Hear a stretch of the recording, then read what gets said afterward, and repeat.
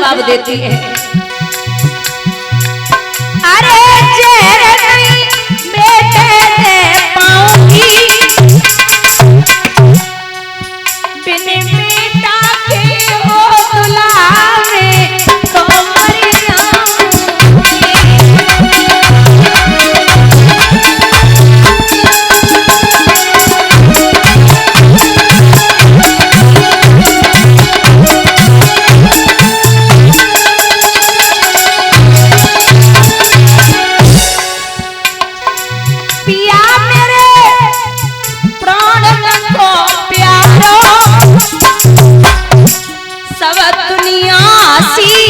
उड़ाए पूतत ने कांतन सोमारो,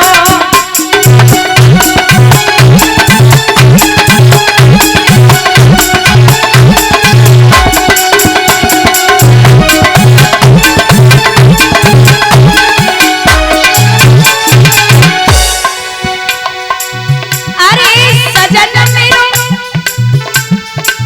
प्यारो तारी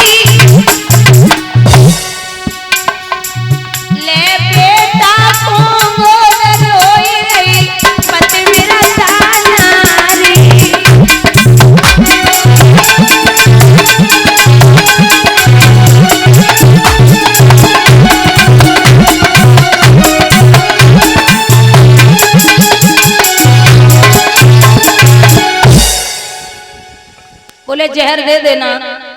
हिरण्यकश्यप चला गया, कटोरे में जहर है। प्रहलाद को पहले समझायो लाला मान जा, लेकिन कहाँ माने प्रहलाद।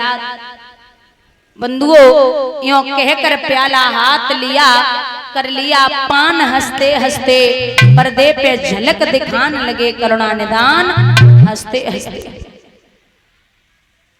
हिरण्यकश्यप आया, बोले दे दिया जहर? बोले हाँ महाराज दे दिया। बोले मरा तो है ही नहीं। पता नहीं महाराज क्यों नहीं मरा, जहर तो बहुत खतरनाक था। मंत्री बोला तुम का बावरे है गए हो, कोई भी माँ अपने बेटे को जहर दे सकती है क्या? कयादू बोली काय को चिंता कर रहे हो, एक काम करो, जे कटोरा में 2 बूंदे जहर की पड़ी है, जे अपने मंत्री पर जमा लो, अगर पानी होगा तो ये भी नहीं मरेगा। तो जैसे ही राजा ने अपने नौकर पर जो ही प्याला अजबाया है, त्यो ही बेचारा बिना कहे सीधा यमलोक सीधाया, मर गया नौकर। अब समझ गए कि ये नहीं मरेगा। बहन है, बहन से जाकर के कहा कि काम कर,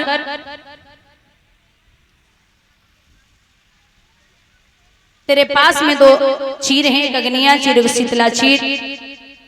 माँ दुर्गा ने कहा था कि जब भी संकट आ जाए तो अग्निया चीर दुश्मन के ऊपर डाल देना और शीतला चीर अपने ऊपर डाल लेना, दुश्मन का काम तमाम हो जाएगा।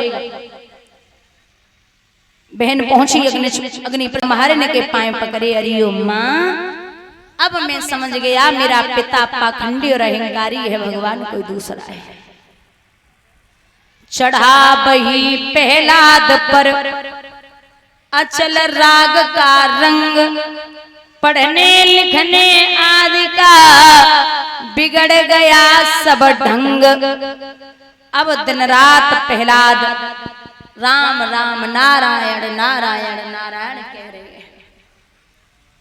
एक दिन हिरण्यकश्यप पहुंचे तो प्रहलाद सभी बालकों को पढ़ा रहे थे कि भक्ति करना सीखिए, भक्ति में तल्लीन रहिए, ये करिए वो करिए, कुछ भी नहीं है ये संसार। ऐसा हो चुका है कि एक भेड़ चाल चल रहा है, एक अगर कुएं में जा रही है तो पीछे से सबकी सब जा रही है। ऐसे ही संसार है। कुमार्ग पर अगर एक व्यक्ति चल दिया तो फिर परिवार वालों को लगता है कि ये बढ़िया रास्ता है, इसमें अगर बढ़ा जा रहा है तो हमें जाना चाहिए, इसलिए भक्ति करिए। तब तक हिरण्यकश्यप की अट्टहास भरी आवाज अंदर प्रवेश कर गई। सब बालक चुपचाप बैठ गए। हिरण्यकश्यप बोले आइए लाला, पढ़ाई कैसी चल रही है? बोले बहुत बढ़िया। क्या पढ़ाई चल रही है? तो बोले पिताजी पढ़ाई तो बहुत अच्छी चल रही है, जिसमें मैं आपको नवदा भक्ति का ज्ञान करा रहा हूं। हिरण्याकश्यप बोले कि मैंने क्या सिखाने को भेजा था और ये नवदा भक्ति मुझे सिखा रहा है। ये नवदा भक्ति क्या होती है? बोले भाई तो मैं आपको समझाऊंगा कि नवदा भक्ति होती क्या है, क्योंकि तुमने पापी पेट के लिए, जितने खड़े थे वहां, बोले तुमने पापी पेट के लिए पैसा परमेश्वर जाना है और थोड़ी सी प्रभुता पाने से है गयो पिता दीवाना है। पर मैं असली हीरा पाकर कांचों से नाता तोड़ूंगा और तुम तो यदि प्यार राम भी कहे मैं नाम न लेना छोड़ूंगा। अरे तो ये बता नवदा भक्ति क्या होती है? मेरे पहली भक्ति है संतों का संग। पहली भक्ति है संतों का संग। दूसरी भक्ति है कथा प्रसंग से प्रेम। आप अगर किसी संत से, किसी भक्त से, किसी भी व्यक्ति को लगाव हो जाए और पूजे उसको, माने उसको, तो ये भक्ति का ही मार्ग है। और कथा श्रवण अगर आदमी कोई बड़े चैन से कर रहा है, कथा में बैठ के उसका ध्यान इधर उधर नहीं भटक रहा है और कथा प्रेम से श्रवण कर रहा है, तो ये दूसरी भक्ति है। ये भी भक्ति का ही नाम है। तीसरा, अभिमान रहित होकर के गुरु के चरणों की सेवा।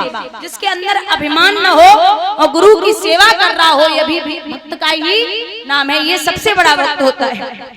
चौथा, कहते हैं कि महाराज सभी तरह के कपट का त्याग कर भगवान के गुण समूहों का गान करना और कीर्तन करना।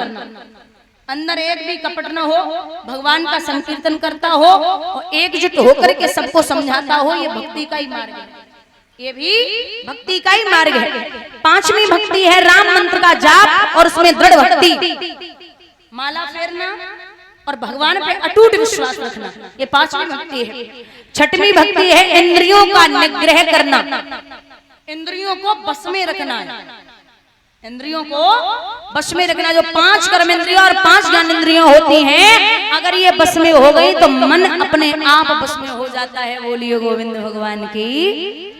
ये छठी भक्ति है। सातवीं भक्ति है सबको राममय जानना और सब में समभाव देखना।